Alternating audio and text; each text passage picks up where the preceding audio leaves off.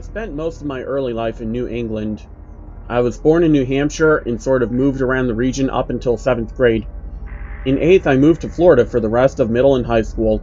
Once I finished high school, I decided to move back to New England for college. After being accepted to a school in southern Maine, I moved to a small apartment in Portland because I miss the smell of ocean and absolutely loved Portland as a child. Anyway, my first year of college went pretty well, and with me finally being off for the summer, I could relax. While I had internet, television had always had some sentimental value to me, so I decided to buy a computer monitor from Goodwill and use that to keep me entertained through the warmish Maine summer nights. I couldn't afford cable at the moment. I was working at a shitty gas station with the pay just above minimum wage, and I was already using my income to pay the bills I already had, so I just used a dusty pair of rabbit ears. It all worked fine. I would leave it on as background noise until midnight when most stations would sign off. One night, I came home from work around 11:30 p.m. and turned on the TV once again as background noise while I was cleaning around the apartment. While cleaning my room, I noticed it was about 12:15 a.m. and the station I was tuned to, WXRB-TV 5, hadn't signed off yet. I walked out to my TV to see what was going on. It seemed like a repeat of the 7 o'clock news from a few hours ago.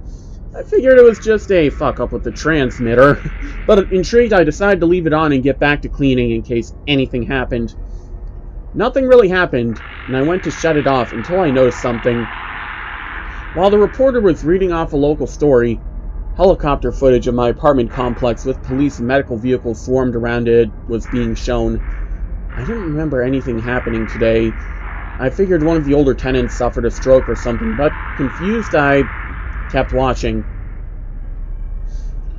The man found dead in his apartment was identified as 19-year-old James Deacon, a freshman in college.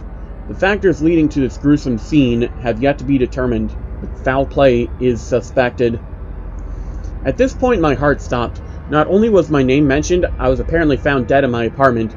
I continued shocked as they showed various interviews with other apartment tenants that were all talking about how they didn't know how it possibly could have happened, and how friendly of a kid I was. According to police, I was found sprawled on my couch with no sign of anything but a knife wound in my stomach, and with that a trail of blood from the couch to the floor, where a large Bowie knife, caked in blood, lay. Lightheaded and panicked, I turned the TV off, sat on my couch, and sat, wide-eyed, thinking about what I just saw. Last I remember of that night were a few piercing knocks on my door, and afterwards, I blacked out. I woke up the next morning, relieved that what I saw was just a horrible nightmare. I took some antacids and got up to get ready for work. While I was eating breakfast, I noticed a knife on the living room floor.